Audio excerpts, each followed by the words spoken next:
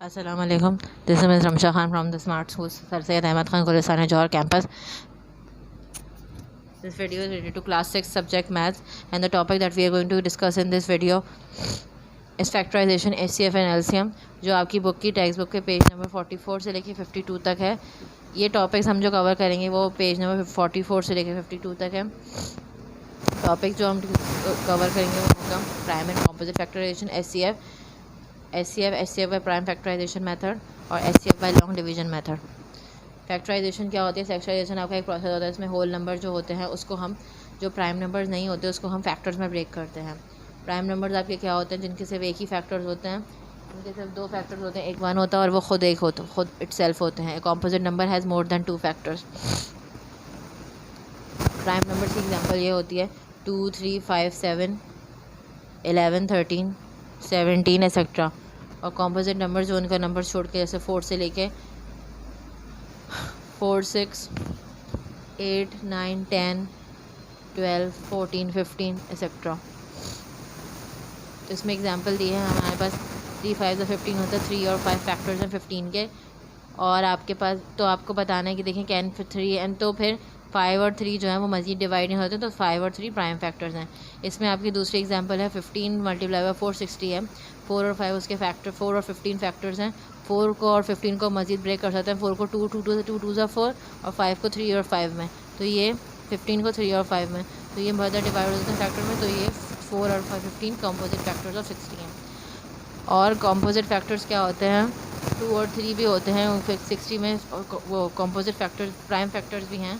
तो 2, 3, 5 prime factors हो गए 60 के।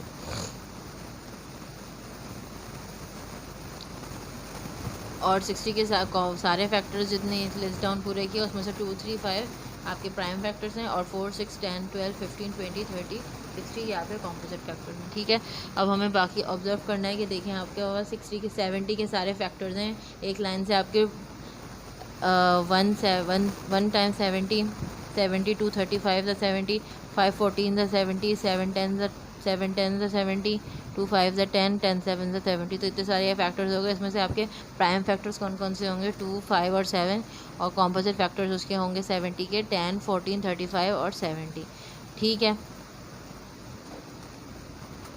अब हमारे पास कॉम्पोजिट प्राइम फैक्टराइजेशन आपके पास क्या होती है? अब प्राइम फैक्टराइजेशन क्या होती है? प्रोसेस एक process of expressing a number as the product of its prime number is known as prime factorization. हमें एक ऐसा प्रोसेस फाइंड करना है, इसमें क्या करते हैं, एक नंबर को हम एक्सप्रेस करते हैं एज द दो प्राइम फैक्टर्स के बीच का प्रोडक्ट होता है, वो आपका प्राइम फैक्टराइजेशन कहलाता है। ठीक है, अब हम इसकी एग्जांपल देखते हैं।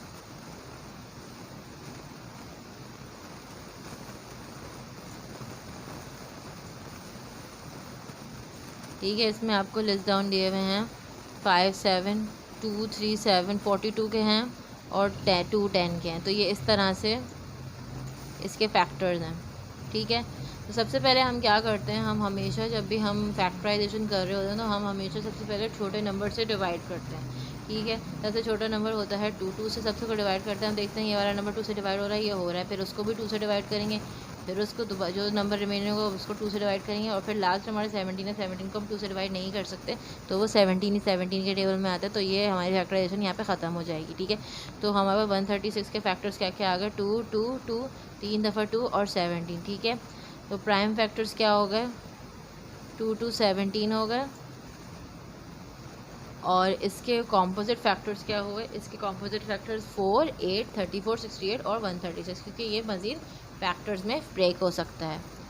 अच्छा, अब हमारे पास अब हम इस तरह से भी डिवाइड वो कर सकते हैं, जैसे ऊपर हमने किया था। देखिए, हम 315 को हमारा उसके फैक्टराइजेशन कर रहे हैं। 315 की फैक्टराइजेशन कैसे करेंगे? 315 को 2 से करेंगे, 2 से नहीं हो सकता तो 3 से करेंगे, 105 आ गया। ठीक है,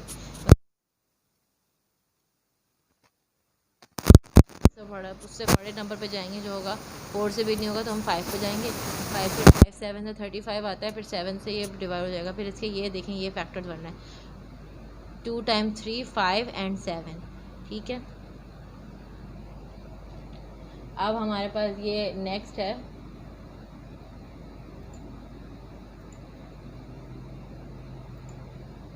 अब ये 2304 ये हमारा 2 से डिवाइड हो सकता है। फिर आ गया 1142, फिर 576, 288, 144, 72, 36, 18। फिर 18 को हमने 2 से डिवाइड किया, 9 आया। फिर 9 तो 3 के टेबल में आता, 2 के टेबल में नहीं आता, तो इसके फैक्टर्स बन गए ये 4 टाइम्स 8, 6 टाइम्स 8 आ गया, नहीं 4 टाइम्स 8 टाइम्स 8 2 आया है, और 2 टाइम्स 3, तो इसके फैक्टर्स इस तरह से बनेंगे। ठीक है, अच्छा अब हम लोग HCF क्या होता है, HCF आपका हाईएस्ट कॉमन फैक्टर होता है, जिसको हम लोग या तो ग्रेटेस्ट कॉमन फैक्टर भी कहते हैं, और हम इसको या तो हम ग्रेटेस्ट कॉमन डिवाइज़र भी कहते हैं। ठीक है,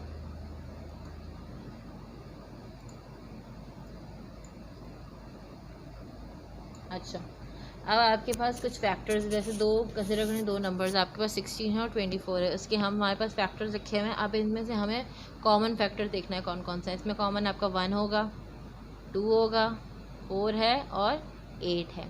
सही है, अब हमने इन सब चारों को लिस्ट डाउन कर दिया। अब हाईएस्ट कॉमन फैक्टर, इसका आपको नाम से पता चल रहा है कि इन सब हाईएस्ट कॉमन फैक्टर में सबसे बड़ा जो होगा वो उसका आंसर होगा, जो है आपका 8। तो 16 और 24 का आंसर हो गया 8। ये आपका बेसिकली HCF होता है। अच्छा अब HCF बाय कॉमन फैक्टराइजेशन, ये हमारा थर्ड सब टॉपिक है, क्या होता है। ठीक है, हमारे पास 3 नंबर्स हैं 12, 18 और 16। हमने इन लोगों को सिंपली हमने इनको सिंपल फैक्टराइजेशन की। इसका एंड 54 का क्या है 2 और 3 टाइम्स 3 आया। 54 को क्या, फिर हमारे पास 2 दफ़ा 2 आया और 3 दफ़ा 3 आया। सही है, तो इसके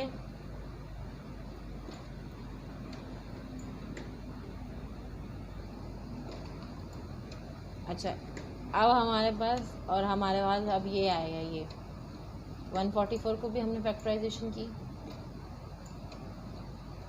144 की फैक्टराइजेशन की, तो हमारे पास क्या हुआ 4 दफ़ा 2 आए और 2 दफ़ा 3 आए। ठीक है, तो इन तीनों में 2 एक कॉमन था और 2 3 कॉमन थे, तो हमने इनको मल्टीप्लाई कर दिया, 2 मल्टीप्लाई बाय 3। अब देखिए मैंने आपको बताया था कि प्राइम फैक्टराइजेशन क्या होता है, 2 फैक्टर्स का प्रोडक्ट निकलता है। अब आपके पास आपने 2 कॉमन फैक्टर्स निकाल लिए, जो कॉमन फैक्टर्स थे आपने फिर उन दोनों को मल्टीप्लाई कर दिया। ये आपका प्राइम फैक्टराइजेशन से आपका जो 2 प्राइम नंबर्स का प्रोडक्ट जो होता है फैक्टर, वो आपका प्राइम फैक्टराइजेशन कहलाता है HCF का। सही है, तो इसका आंसर इस तरीके से 18 आ गया।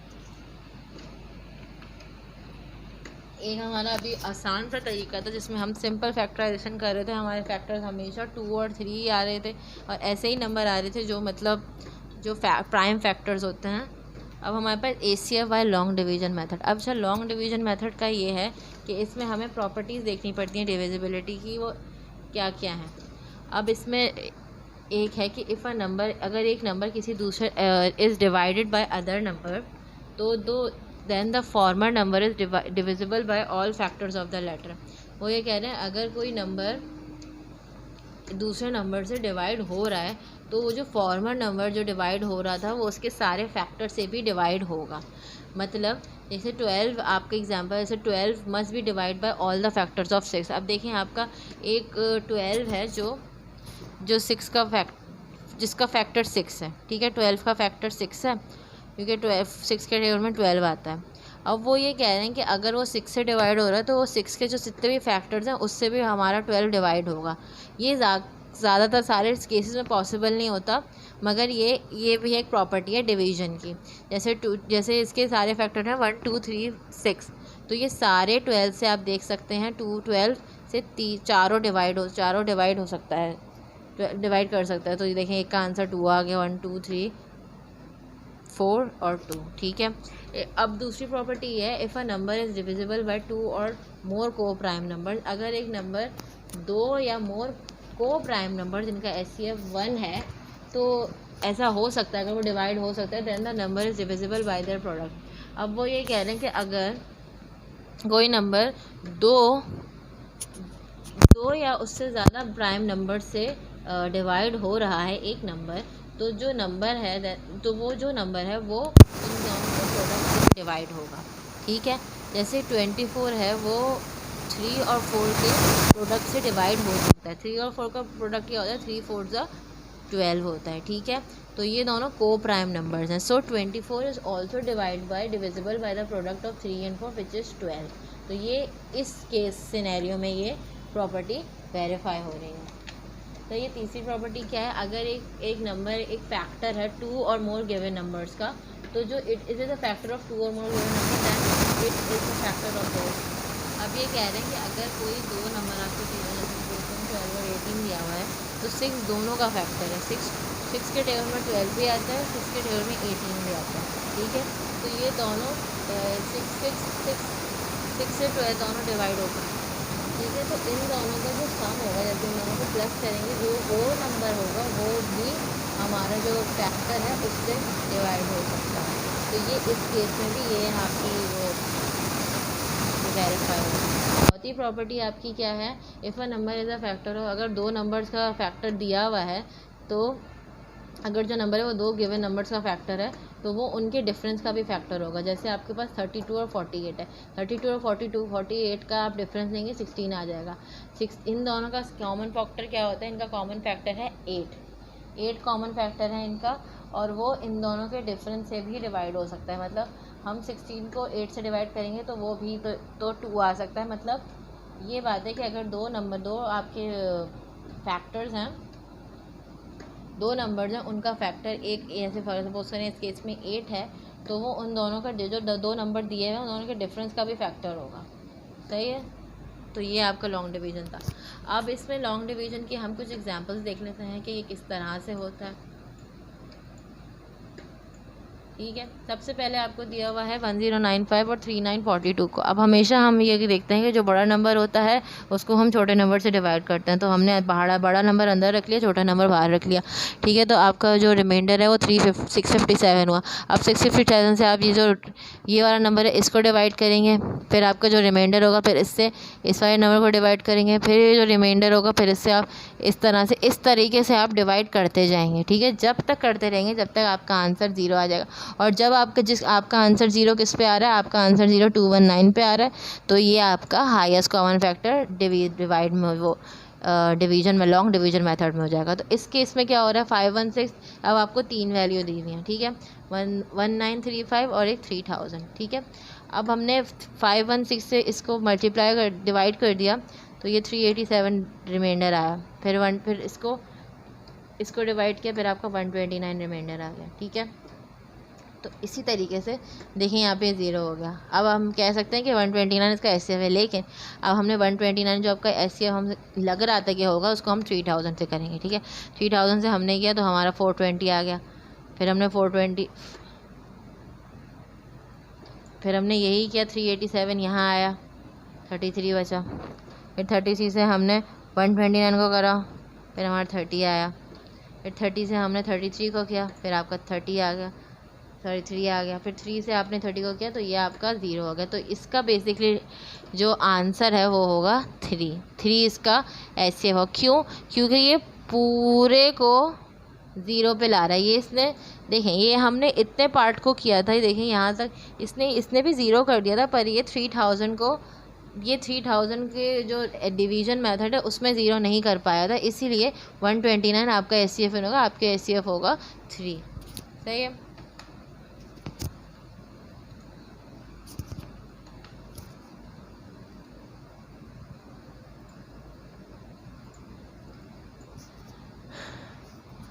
अब आपके पास दो नंबर हैं, ये तो सिंपली होंगे, इसको इससे डिवाइड कर दीजिए, 420 आ जाएगा, फिर 420 को इससे डिवाइड कर दीजिए, फिर आपका 315 आ जाएगा, 315 को आप 420 से डिवाइड कर दें, फिर आपका 105 आएगा, 105 से 315 को डिवाइड कर दें, और फिर आपका आंसर आ जाएगा 0। फिर ये वाला जो पार्ट होता है ये हमेशा आपका एचसीएफ होता है, जो आपको लास्ट में रिमाइंडर जो है वो 0 ला रहा है, ठीक है। इसकी फोर्थ एग्जाम्पल देख लेते हैं। इसमें आपको 360 और 840 दिए हुए हैं। 840 बड़ा है वो अंदर आ जाएगा, 360 छोटा है वो बाहर आ जाएगा, 120 बचा, फिर 363, ये तो आराम से हो जाएगा। 120 से हम 360 को डिवाइड करेंगे, फिर आपका आंसर आ गया, रिमाइंडर कुछ नहीं बचा, 120 आपका एचसीएफ हो जाएगा,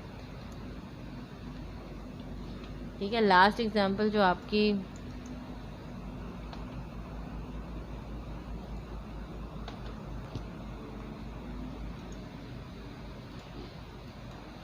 लास्ट एग्जांपल जो आपकी है वो आपकी 25 और 40 के बीच का HCF निकालना है। तो 40 से हम 25 को डिवाइड कर देंगे, 25 40, फिर आपका 25 आया, 15 बचा, फिर आपने 15 को बाहर रखा, 25 को अंदर रखा, तो आपका 10 बच गया।